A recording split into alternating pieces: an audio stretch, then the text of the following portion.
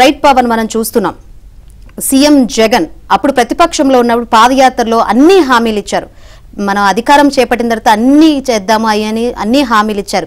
తీరా అధికారంలోకి వచ్చిన తర్వాత విస్మరించిన పరిస్థితులు చూస్తున్నాం. ప్రజెంట్ ఆంధ్రప్రదేశ్ ఉద్యమ ఆంధ్రప్రదేశ్గా మారింది. మనం కొన్ని రోజుల నుంచి చూస్తున్నాం.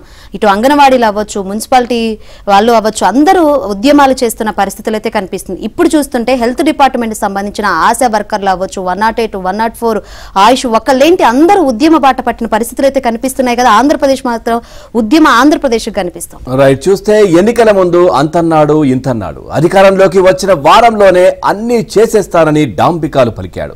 చివరాఖరికి అందరినీ నిట్ట నిలువున ముంచేశాడు. జగనన్న ఏదో చేసేస్తాడని 4.5 ఏళ్లు కళ్ళు కాయలు కాసేలా చూసిన ఉద్యోగులు ఇప్పుడు ఆందోళన బాట పడుతున్నారు.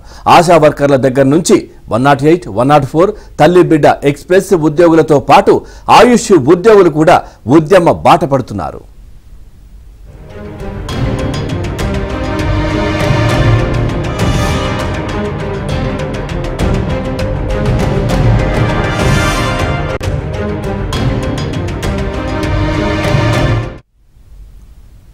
ఆశా వర్కర్లకు అధికారంలోకి రాగానే 10,000 వేతనం ఇచ్చేస్తామని హామీ ఇచ్చారు.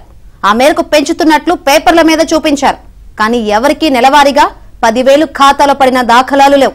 పైగా ఇన్సెంటివ్స్ ఆధారంగానే 10,000 చేస్తున్నట్లు చూపిస్తున్నారు.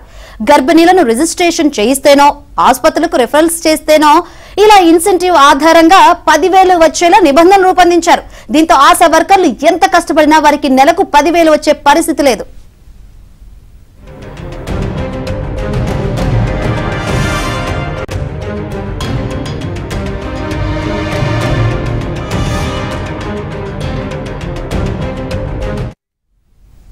పైగా ఆశా వర్కర్లపై పని భారం పెంచేశారు.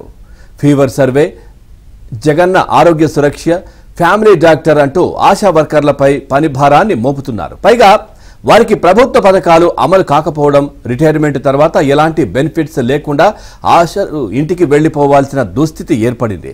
జగన్ ప్రతిపక్షంలో ఉన్నప్పుడు ఆశా వర్కర్లను ఆదుకుంటామని ఇచ్చిన హామీ అధికారంలోకి రాగానే అటకెక్కింది.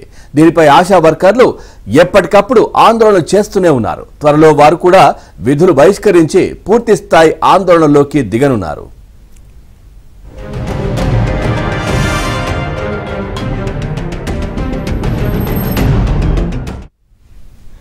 ఇక 108, 104 తల్లి బిడ్డ ఎక్స్ప్రెస్ ఉద్యోగులు వేతలు మరీ దారుణం.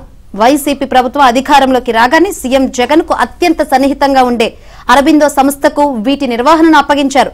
ఎన్నికల ముందు 108, 104 ఉద్యోగులందరికీ ఉద్యోగ భద్రత కల్పిస్తామని హామీ ఇచ్చారు.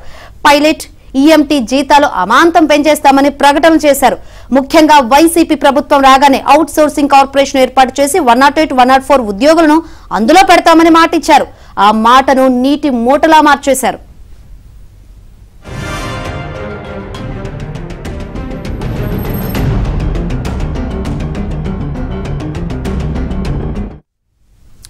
ఇక పైలట్, ఈఎంటీ జీతాలు పెంచారు. కానీ అనుభవం అనే నిబంధన పెట్టి అరకొర మందికే జీతాలు పెంచేశారు.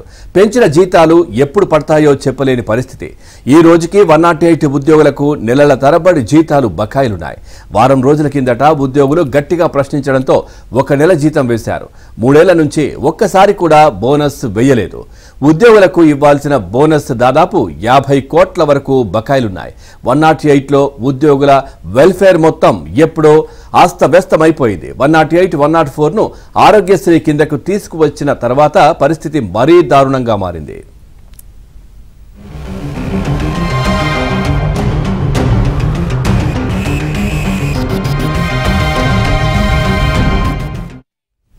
ఆరోగ్యశ్రీ ట్రస్టులో ఈ విభాగంలో విధులు నిర్వహించే కొంతమంది కీలక అధికారులు అరబిందో సంస్థతో కుమ్మక్కై ఉద్యోగుల వెల్ఫేర్ ను గాలికి వదిలేశారు.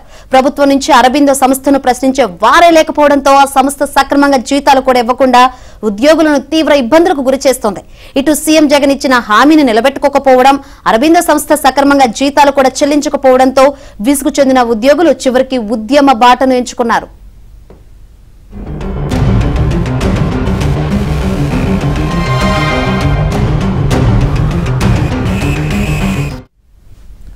104 ఉద్యోగులు కూడా అరబిందో సంస్థ నిర్వహణలో వాహనాలు సక్రమంగా లేవని వెంటనే 104 వాహనాలను ప్రభుత్వం స్వాధీనం చేసుకుని ప్రభుత్వ పరిధిలోనే నిర్వహించాలని డిమాండ్ చేశారు. 2 సంఘాలు కలిసి నిన్న ఆరోగ్య శాఖ ప్రత్యేక ప్రధాన కార్యదర్శి ఎంటీ కృష్ణబాబును కలిసి సమ్మె నోటీసులు ఇచ్చారు. 108 ఉద్యోగులను వెంటనే అవుట్సోర్సింగ్ కార్పొరేషన్లో చేర్చాలని, డిఎంఈ చేపట్టే నియామకాల్లో తమకు ప్రాధాన్యం ఇవ్వాలని, ఆర్టీసీ ఇతర శాఖల్లో కాంట్రాక్ట్ డ్రైవర్ల పోస్టుల్లో పైలట్స్ కు అవకాశం కల్పించాలని కోరారు. 104 ఉద్యోగుల సమస్యను పరిష్కరించాలని, తల్లి బిడ్డ ఎక్స్ప్రెస్ ఉద్యోగులను వెంటనే ఆప్కోస్ చేర్చాలని కోరారు. ఈ నెల 22 లోపు తమ సమస్యలు పరిష్కరించాలని, లేకుంటే 23 నుంచి సమ్మెలోకి వెళ్తామని నోటీసుల్లో పేర్కొన్నారు.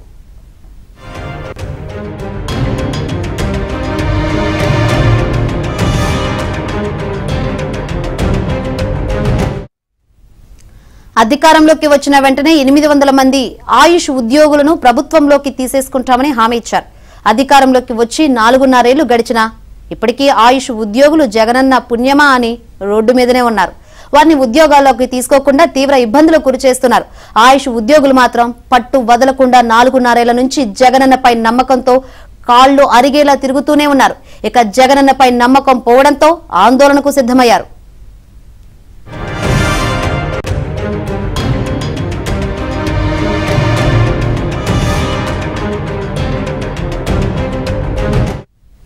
నిన్న ఉదయం తాడేపల్లిలోని వైసీపీ ప్రధాన కార్యాలయం బయట ఆందోళన చేపట్టారు. చివరికి విజయసాయిరెడ్డి వారిని సముదాయించారు. 2 రోజుల్లో సమస్య పరిష్కరిస్తారని ఆయన హామీ ఇవ్వడంతో ఉద్యోగుల ఆందోళన విరమించారు. అక్కడి నుంచి నేరుగా ఆరోగ్య శాఖ కమిషనర్ కార్యాలయానికి వెళ్లారు. తమను ఉద్యోగాల్లోకి తీసుకోవాలని కమిషనర్ కోరారు. తాము ప్రభుత్వ ఆదేశాల మేరకే నడుచుకుంటామని, కేంద్ర ప్రభుత్వం ఆయుష్ డిస్పెన్సరీలను నిధులు కేటాయించడం లేదని ఉద్యోగులకు తెలిపారు. ఉద్యోగులు మాత్రం కేంద్ర ప్రభుత్వం నిధులు ఇచ్చేందుకు సిద్ధంగా ఉందని, రాష్ట్ర ప్రభుత్వం అంగీకార పత్రం ఇవ్వడం లేదని చెప్పారు. ఇలా కమిషనర్ ఉద్యోగుల మధ్య కాస్త వాగ్వాదం జరిగింది. దీంతో ఉద్యోగులు ఆయన కార్యాలయంలోనే బైఠాయించారు. తమ ఫైల్ 22 రోజులుగా మీ దగ్గరే ఉందని వెంటనే ప్రభుత్వానికి పంపించాలని డిమాండ్ చేశారు. ఉద్యోగుల డిమాండ్ మేరకు ఆయుష్ ఉద్యోగుల ఫైల్ ను కమిషనర్ వెంటనే పంపించేశారు.